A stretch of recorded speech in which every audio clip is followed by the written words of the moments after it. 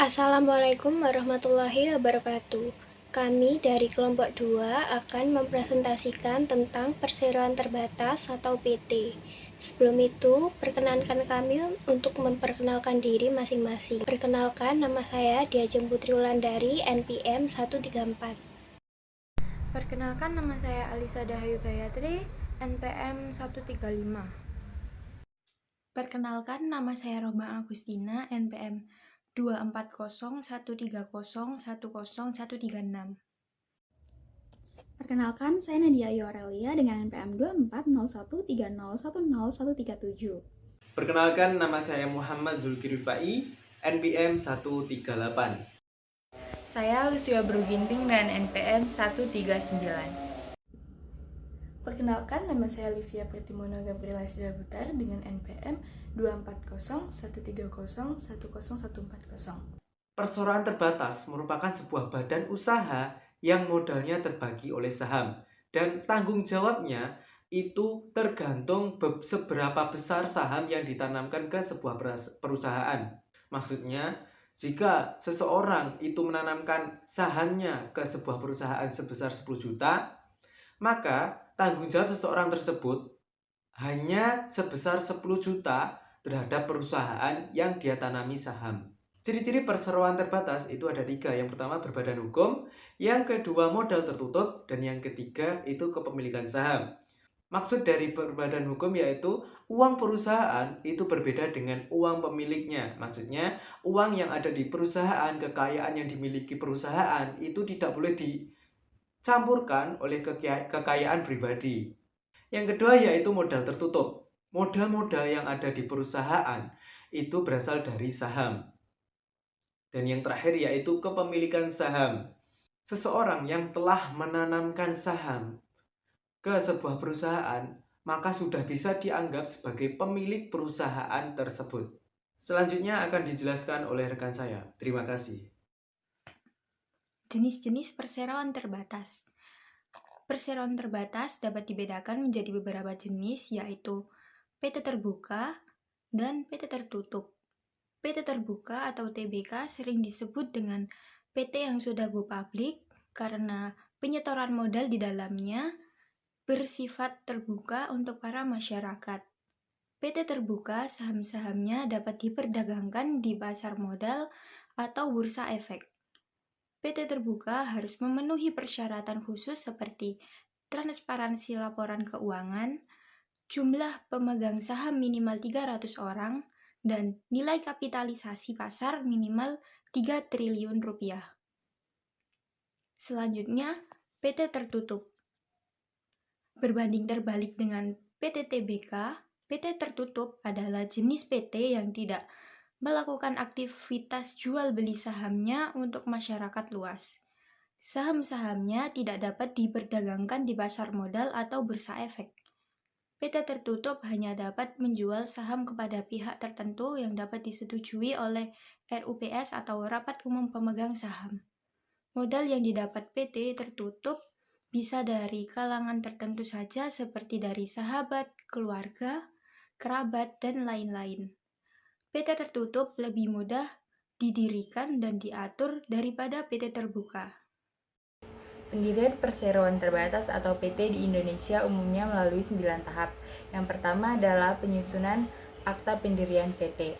Akta Pendirian PT ini akan disusun oleh notaris, yang isinya adalah nama dan tempat pendirian PT, tujuan didirikannya PT, modal saham atau modal yang disetorkan para pemegang saham, dan struktur kepemilikan saham. Saham pada perseroan terbatas minimal dimiliki oleh 2 orang. Yang selanjutnya adalah pengesahan Akta Pendirian oleh Kementerian Hukum dan HAM.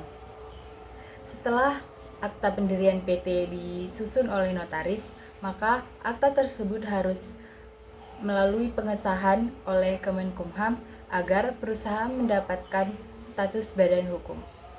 Proses yang ketiga adalah pendaftaran NPWP atau nomor pokok wajib pajak. Nah, setelah suatu perusahaan sah sebagai badan hukum, maka tahap selanjutnya yang harus dijalankan adalah mendaftarkan NPWP ke kantor pajak sekitar. Tahap yang keempat adalah mengurus surat izin usaha. Nah, setiap perusahaan harus mengurus surat izin usaha sesuai dengan bidang yang dijalankan. Misalnya, suatu perusahaan yang bergerak di bidang perdagangan harus mengurus surat SIUP atau surat izin usaha perdagangan. Tahap yang kelima adalah pendaftaran NIB atau nomor induk berusaha di OSS. NIB berfungsi sebagai identitas dan izin usaha. Nah, setiap perusahaan dapat mendaftarkan NIB masing-masing di laman OSS atau Online Single Submission. Tahap yang keenam adalah pengurusan TDP atau Tanda Daftar Perusahaan. TDP adalah bukti bahwa suatu perusahaan sudah terdaftar secara resmi. TDP harus diurus di kantor dinas terkait di daerah tempat perusahaan berdiri. Tahap yang ketujuh adalah mengurus surat izin lingkungan. Jika perusahaan yang akan didirikan akan berdampak pada lingkungan, maka perusahaan harus mengurus surat izin lingkungan. Tahap yang ke-8 adalah pengurusan surat izin lokasi dan teknis lain. Beberapa perusahaan, misalnya yang bergerak di bidang pertambangan dan juga konstruksi, membutuhkan surat izin khusus sesuai regulasi yang berlaku. Tahap terakhir adalah rapat umum pemegang saham. Setelah surat-surat izin sebelumnya telah terpenuhi secara lengkap, maka tahap terakhir adalah rapat umum pemegang saham. Dalam rapat ini, para pemegang saham akan membahas hal-hal penting mengenai jalannya perusahaan untuk kedepannya. Materi selanjutnya yaitu struktur organisasi di dalam PT. Struktur yang pertama yaitu RUPS atau Rapat Umum Pemegang Saham. RUPS ini merupakan otoritas tertinggi di dalam perusahaan yang terdiri dari para pemegang saham. Mereka memiliki kewenangan dalam mengambil keputusan penting terkait pengelolaan perusahaan. Struktur yang kedua yaitu Dewan Komisaris yang bertanggung jawab untuk mengawasi serta memberi nasihat kepada direksi terkait dengan pengelolaan perusahaan.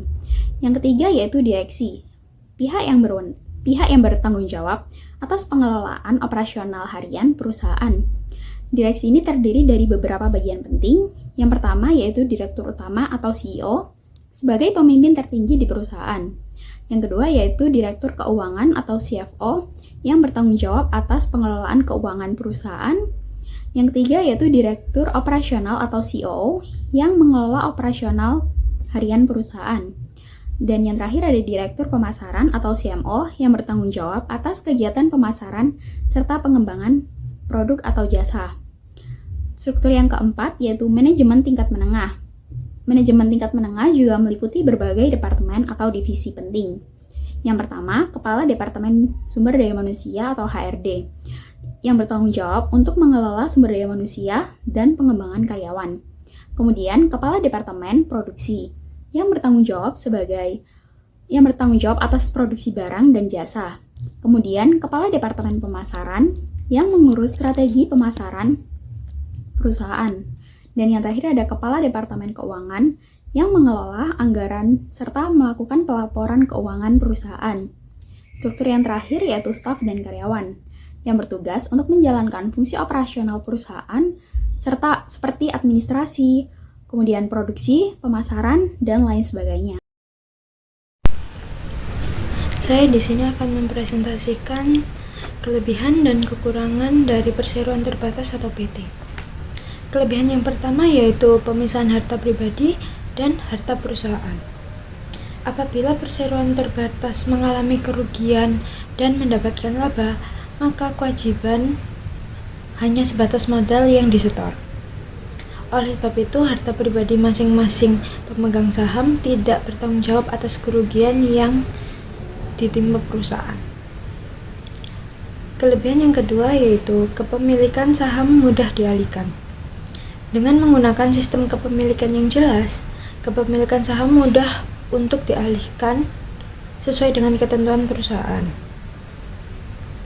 Misalnya ketika pemegang saham menjual sahamnya kepada orang atau pihak lain, maka pihak lain tersebut otomatis menjadi pemegang saham perseroan terbatas atau PT yang baru. Kelebihan ketiga yaitu kemudahan pendanaan. Jika saat ingin mengembangkan bisnis atau mendirikan usaha bisnis dalam bentuk perseroan terbatas atau PT bisa dengan mudah mendapatkan modal usaha, misalnya dari bank. Karena pihak kreditur atau bank lebih percaya akan usaha yang berbentuk perseroan terbatas atau PT. Yang keempat yaitu keberlangsungan PT terjamin. Perseroan terbatas merupakan badan usaha yang berbadan hukum, sehingga apabila di kemudian hari terjadi perubahan pengurus atau pendirian, badan usaha yang berbentuk PT masih bisa tetap dijalankan. Yang kelima yaitu ekspansi bisnis lebih mudah. Badan usaha yang berbentuk perseroan terbatas atau PT ini bisa bekerja sama dengan pihak asing. Selain itu, perseroan terbatas atau PT mempunyai peluang yang lebih besar dalam menjalankan aktivitas bisnis. PT juga bisa berpartisipasi dalam tender serta mengembangkan jenis usaha dan wilayah operasional yang lebih luas. Kekurangan perseroan terbatas atau PT yang pertama yaitu proses yang rumit. Sebagian besar orang beranggapan proses pembuatan PT itu rumit. Akan tetapi dengan adanya SHO online dan online single submission mempermudah proses mendirikan PT. Yang kedua yaitu membutuhkan dana yang besar. Dalam mendirikan sebuah PT terdapat beberapa jumlah nominal tertentu yang wajib disetor sebagai modal awal atau modal dasar PT. Akan tetapi setelah adanya UU Cipta Kerja, modal dasar PT ditentukan sebagaimana kesepakatan para pendiri perusahaan tersebut. Sedangkan untuk PT PMA atau perseroan terbatas penanaman modal asing, modal dasarnya minimal 10 miliar rupiah. Kekurangan yang ketiga yaitu pembubaran PT yang rumit. Dalam proses pembuatan perseroan terbatas sudah tercantum dalam undang-undang sebelum membubarkan perseroan terbatas.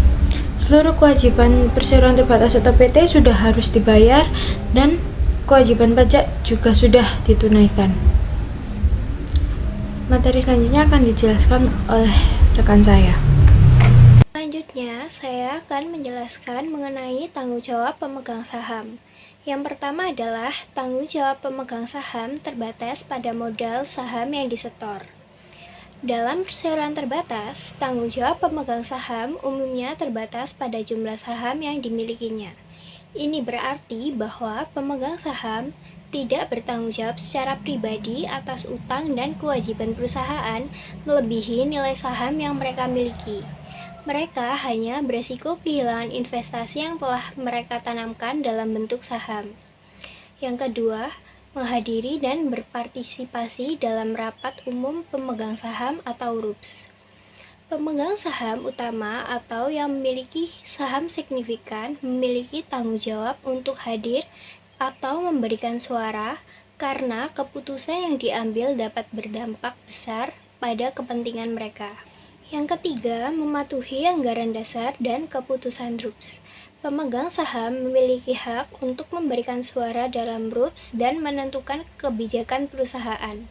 Namun, implementasi dan kepatuhan terhadap anggaran dasar dan keputusan RUPS merupakan tanggung jawab direksi dan komisaris yang menjalankan operasional perusahaan sesuai dengan keputusan tersebut. Pemegang saham dapat mengawasi dan memberikan masukan. Dan yang keempat, kewajiban membayar pajak atas dividen. Dividen yang diterima oleh pemegang saham biasanya dikenakan pajak penghasilan, dan tanggung jawab untuk membayar pajak tersebut ada pada pemegang saham sesuai dengan peraturan perpajakan yang berlaku di negara tersebut. Untuk pembahasan selanjutnya akan dilanjutkan oleh rekan saya. Terima kasih.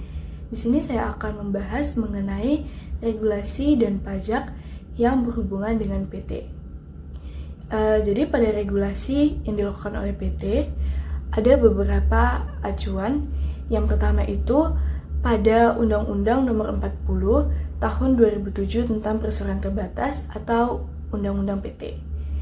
pada Undang-Undang Nomor 40 Tahun 2007 ini mengatur segala hal yang berkaitan dengan pendirian, pengelolaan, dan juga pembubaran PT. Undang-undang yang kedua adalah Undang-Undang Cipta Kerja atau Omnibus Law. Omnibus Law merupakan undang-undang yang menggabungkan beberapa undang-undang sekaligus. Di dalam undang-undang ini diatur penyederhanaan regulasi dan juga percepatan untuk proses perizinan usaha. Yang ketiga adalah Peraturan Pemerintah Nomor 29 Tahun 2016 tentang perubahan modal dasar perseroan terbatas. Pada undang-undang ini diatur regulasi tentang perubahan modal dasar perseroan terbatas. Yang keempat adalah Peraturan Otoritas Jasa Keuangan atau OJK untuk PT terbuka. Otoritas Jasa Keuangan atau OJK sebagai lembaga yang mengawasi sektor jasa keuangan di Indonesia, dan pada PT, OJK biasanya mengatur mengenai persyaratan bagi PT yang ingin go publik atau melakukan kegiatan usaha di bidang jasa keuangan. Dan yang terakhir adalah Badan Koordinasi Penanaman Modal atau BKPM. Selain itu, PT mempunyai kewajiban lain berupa pajak yang perlu diurus. Oleh sebab itu, sebuah PT wajib memiliki nomor pokok wajib pajak atau NPWP perusahaan. Jadi, beberapa pajak utama yang biasanya dijalankan oleh PT, antara lain yang pertama adalah pajak penghasilan atau PPH. PPH merupakan pajak yang dikenakan atas penghasilan yang diperoleh. PPH memiliki beberapa jenis, seperti PPH pada pasal 21 untuk karyawan, kemudian PPH pada pasal 25 untuk penyetoran pajak angsuran, dan PPH pada pasal 29 untuk pajak kurang bayar. Selanjutnya adalah pajak pertambahan nilai atau PPN. Pajak ini dikenakan atas penjualan barang atau jasa yang dilakukan oleh PT. Yang ketiga adalah pajak dividen dan pajak bea materai. Pajak dividen merupakan pajak yang terkait dengan pembagian dividen. Sedangkan pajak bea materai adalah pajak mengenai biaya atau pajak mengenai biaya yang dikeluarkan atas pembuatan dokumen-dokumen yang berhubungan dengan kegiatan perusahaan, seperti akta pendirian, perubahan anggaran dasar, dan juga dokumen-dokumen lain termasuk dokumen yang berkaitan dengan pembagian dividen. Dan yang terakhir adalah laporan pajak tahunan. Selanjutnya adalah contoh nyata dari perusahaan-perusahaan besar yang berbentuk PT di Indonesia. Yang pertama itu PT terbuka, contohnya adalah PT Bank Sentral Asia Tbk atau BCA. Yang kedua adalah PT Telekomunikasi Indonesia Tbk atau Telkom, dan yang ketiga adalah PT Indofood Sukses Makmur Tbk. Sedangkan PT tertutup contohnya yaitu PT Sido Muncul, yang kedua PT Jarum, dan yang ketiga adalah PT Mayora Indah. Masih banyak PT-PT lain di Indonesia, dan PT-PT yang saya sebutkan tadi adalah beberapa contoh PT, baik itu PT terbuka maupun PT tertutup. Sekian pembahasan dari kelompok kami mengenai perseroan terbatas atau PT. Kiranya penjelasan tersebut dapat memberikan informasi lebih mengenai PT yang ada di Indonesia. Sekian presentasi dari kami, terima kasih.